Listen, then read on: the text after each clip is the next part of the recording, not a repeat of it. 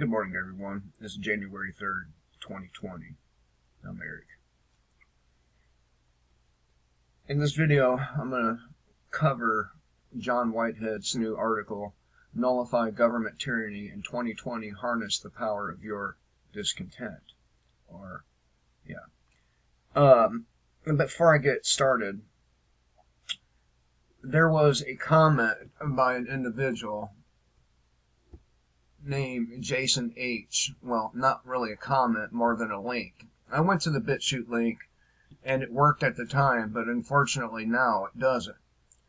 So I can't play the video for you. However, I do remember the gist of what the individual was saying. Unfortunately, I do not remember his name. So this individual, Jason H. was it? Yeah, Jason H. He left that link, and I listened to what the guy had to say. And he was talking about how people, every 4 years it seems like anyway, to him, start talking about UN takeover, gun confiscation, all that stuff. And true enough, people do often blow the whistle before it needs to be blown. However, it could be something else, though. Could be something else. We all know the story, the childhood story, the boy who cried wolf, right? Well, could it be a circumstance where people get leaked information, like Dave Hodges and Mike Adams, Alex Jones, these fellas? They get this leaked information and they run with it, right? And then it turns out not to be true, or whatever they say they think is going to happen doesn't. And after a while, it's just like the story, people are like, yeah, right, whatever. And I think probably that's the more likely thing. And true enough, Richie from Boston and the rest of these guys, they are very much, they ask for money every video. And that's what really sets me apart from most of these people. I don't have merchandise to sell you. I don't have any affiliate accounts with any kind of prepping outlet or water filter company or any of that. When you give to me, it's on your own free will. Okay? I don't ask for money very often. I usually don't even ask for it. I say, if I'm worthy, then drop $1 on the collection tray, or hit me up on PayPal, something like that, right? And I leave it at that. And true enough, a lot of these guys are making a killing off of their donations. I'm not really after that, okay? I'm not. If you donate to me, fine. If you don't, fine. I don't care. As I've said before, I have clothes on my back, a roof over my head, I have internet, cell phone. I would like someone to come and help me work on my truck sometimes, but, it does take up a lot of my time. Unfortunately, the older my ride gets, the more work I have to put into it, which is part of my reason for kind of going off of my usual schedule, that among a dozen other things. Now, recently, I've known two people I know, one of them close to us, we're fairly close anyway, died recently. I know somebody else on Sunday who had a heart attack, and I know yet another person who is in a coma. So, don't take your life for granted, because at any time somebody can come along and kill you. They can make you sick. They can ruin your life. Okay, don't take your life for granted. But this individual's right, though. True enough, these people do get on YouTube and they ask for money, and they sell merchandise. And don't get me wrong, I have a couple of t-shirt designs that I've been fiddling with, but I'm hand drawing them. And when I draw or write, I want what I do to be perfect. So it takes me a little longer than somebody throwing a design together on a computer. But these guys, every video they want you to buy merchandise. You have Dave Hodges selling you a 2-week food supply for what, $130, something like that. But that's only for one person. You know, you can put that $130 to much, much better use by simply going to Aldi or a discount food store. You'll get easily 4 times the amount of food that you would in one of these pre-packaged prepping totes. So, is it just to sell guns and merchandise? I don't think so. I don't think the UN or the military or any of the rest of these agencies would put the time and money into the training that they do to not use it. Okay? And that's where this individual's thinking is flawed. He's not looking at all the angles. And I'll admit, sometimes I do miss an angle, and I'm wrong. Okay? I'm not perfect. I'm not God. I'm not a prophet. But for the most part, I've been correct about a lot of shit. So let's get started with John Whitehead's piece here.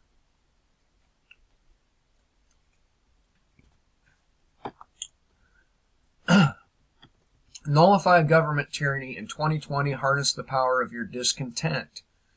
And this was written by John Whitehead at the Rutherford Institute. I'm not going to hit the whole article. I will hit the last point he makes and the entire last point and hit the list that he's put together, but not go into any great detail on except for the last one. In quotes, this is a quote from John Lennon. The people have the power. All we have to do is awaken that power in the people. The people are unaware. They're not educated to realize that they have power. The system is so geared that everyone believes the government will fix everything. We are the government. I disagree with that, but I thought I would give you the quote anyway, because why not? John Lennon was an alright dude. 20 years into the 21st century, and what do we have to show for it? Government corruption, tyranny, and abuse have propelled us to warp speed towards a full-blown police state in which egregious surveillance, roadside strip searches, police shootings of unarmed citizens, censorship, retaliatory arrests, and I know something about those retaliatory arrests, the criminalization of lawful activities, warmongering, indefinite detention, SWAT team raids, asset forfeiture, police brutality, profit-driven prisons, and paid-to-play politicians have become the new normal. Here's just a small sampling of the laundry list of abuses. Cruel, brutal, immoral, unconstitutional, and unacceptable.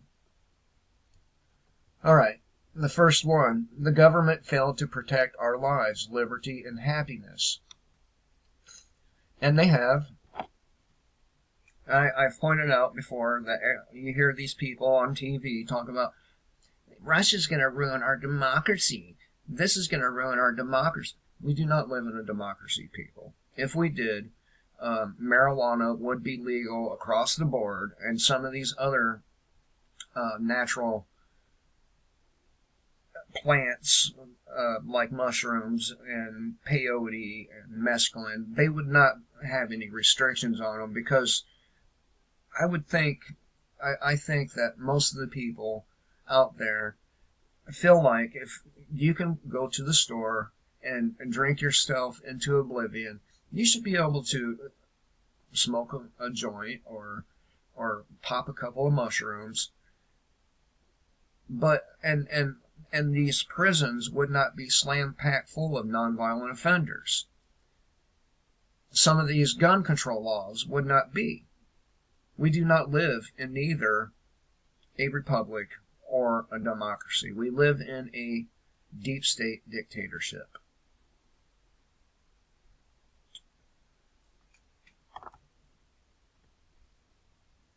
The government didn't listen to the citizenry, refused to abide by the Constitution, and treated the citizenry as a source of funding and little else. Which brings us to, the robbery committed by police officers during asset forfeiture, or should I say civil, even though there's nothing civil about it, asset forfeiture. The first one he has is the American president became more imperial. And he talks about how the Constitution gives the president very specific and limited power. But in recent years, American presidents, such as Trump, Obama, Bush, Clinton, and so on, claim the power to completely and almost unilaterally alter the landscape of this country for good or for ill. The second one, militarized police became a power unto themselves. 911 calls turned deadly and traffic stops took a turn for the worse. Lacking in transparency and accountability, protected by the courts and legislators, and rife with misconduct. America's police forces became a growing menace to the citizenry and the rule of law. And this is coming from a person who's an attorney. The courts failed to uphold justice, and this has been going on since the beginning. I mean, just look at the witch trials. But, Christians are the most rational and upstanding people, right? With every ruling handed down, it becomes more apparent that we live in an age of hollow justice, with government courts more concerned with protecting government agents than upholding the rights of we the people. And this is true at all levels of the judiciary, but especially so in the highest court of the land, the U.S. Supreme Court, which is seemingly more concerned with establishing order and protecting government agents than with upholding the rights enshrined in the Constitution. And by the way, just because these rights were enshrined in the Constitution does not mean these rights came from a government. You are born with these rights. They are hardwired into you, and it is your duty, to fight for them.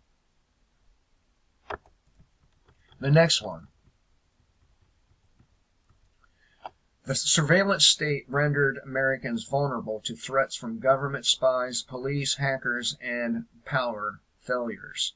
Thanks to the government's ongoing effort to build massive databases using emerging surveillance, DNA, and biometrics technologies, Americans have become sitting ducks for hackers and government spies alike. Billions of people have been affected by data breaches and cyber attacks. Mass shootings claim more lives. And it's not because people have guns that this is going on. It is because we have a society with an example set by the police and government. When you have a government and a police force behaving the way they do, the people will follow suit. They will begin to act just like the government and its enforcers. Mass shootings claim more lives. Mass shootings have taken place in virtually every venue, including at churches, nightclubs, on college campuses, military bases, and in elementary schools. government officers, and at concerts. However, studies make it clear that the government's gun violence inflicted on unarmed individuals by battlefield trained SWAT teams, militarized police, and bureaucratic government agents trained to shoot first and ask questions later poses a greater threat to the safety and security of the nation than any mass shooter.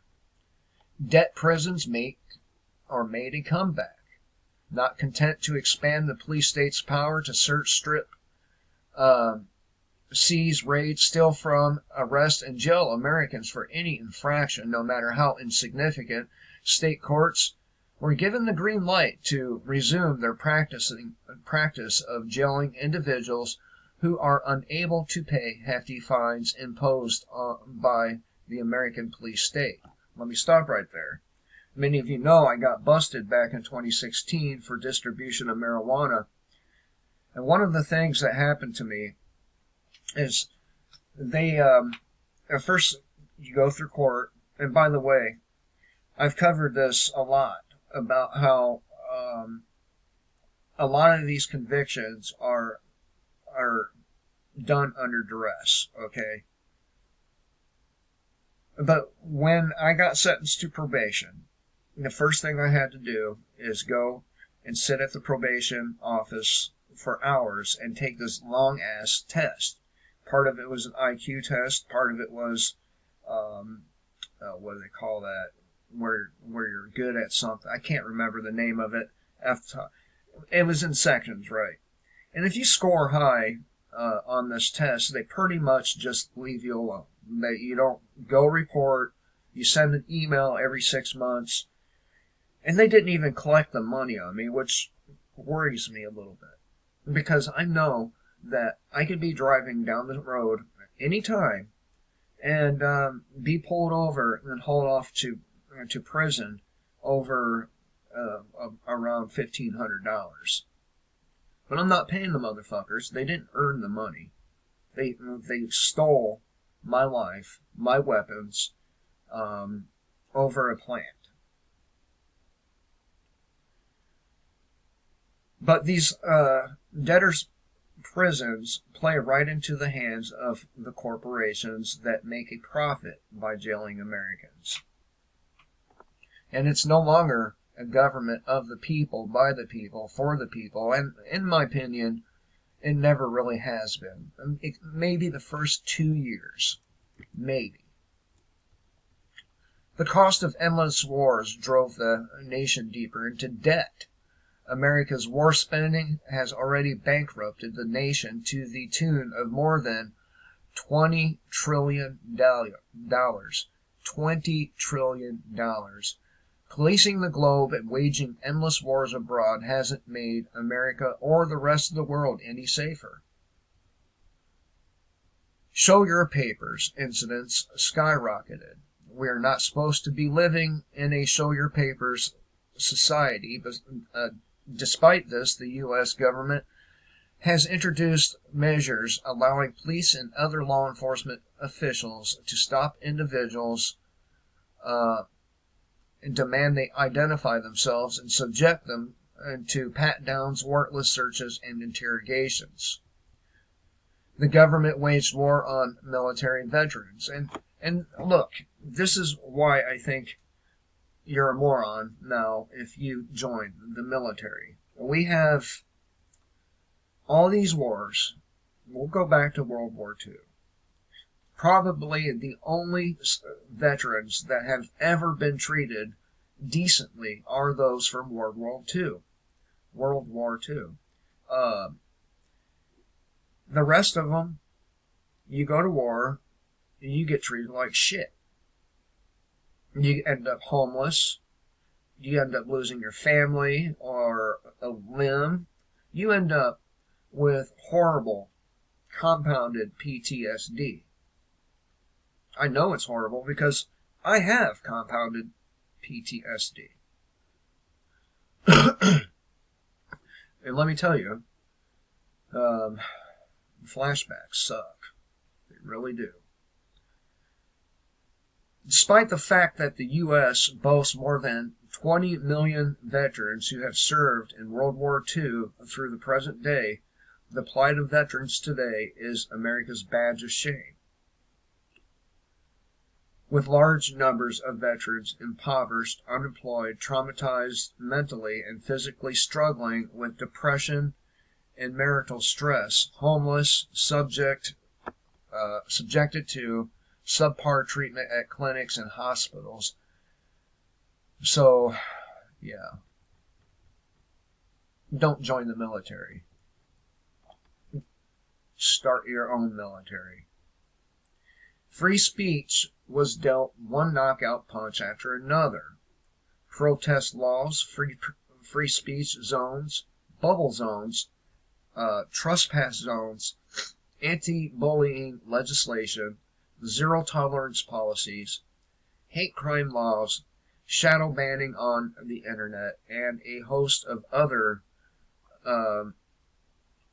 bullshit dreamed up by these politicians and prosecutors and championed by those who want to suppress speech with which they disagree with.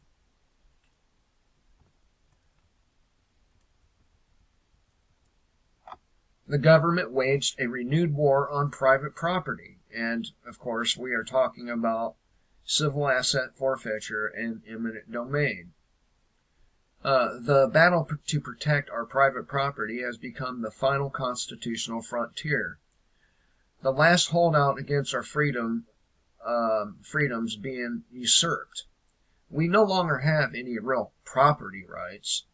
That house you live in, the car you drive, the small or not so small acreage of land that has been passed down through your family or that you scrimped and saved to acquire, whatever money you managed to keep in your bank account after the government and its cronies have taken their cut, their first, second, and third cut, none of it is safe from government's greedy grasp.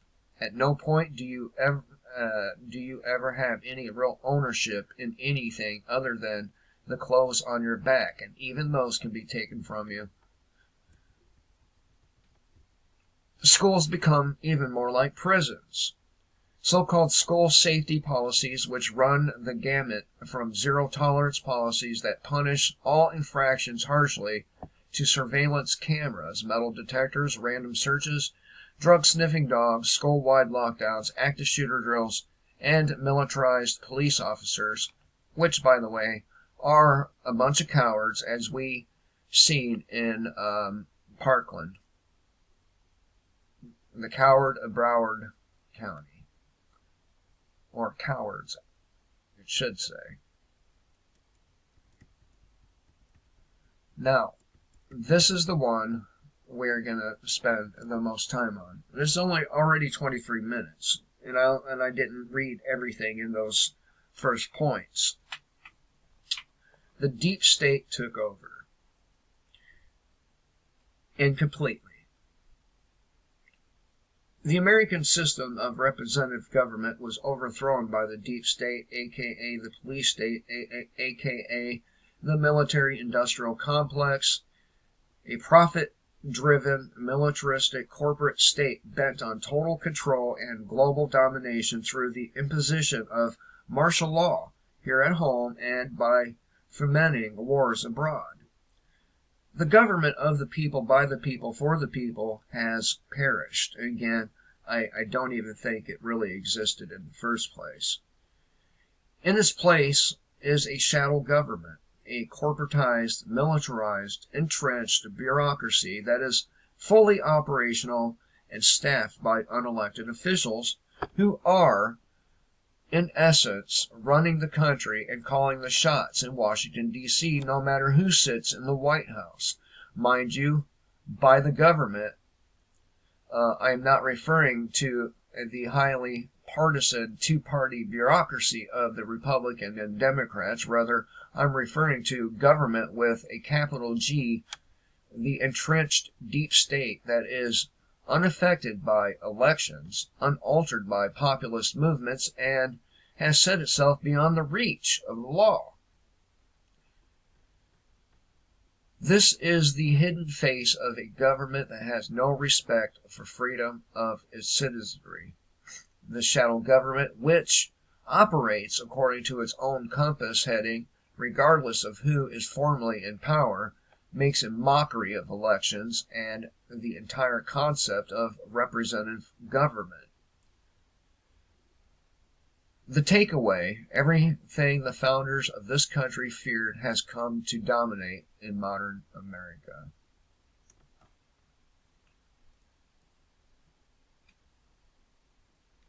Now, I'm not an attorney. I did go to college.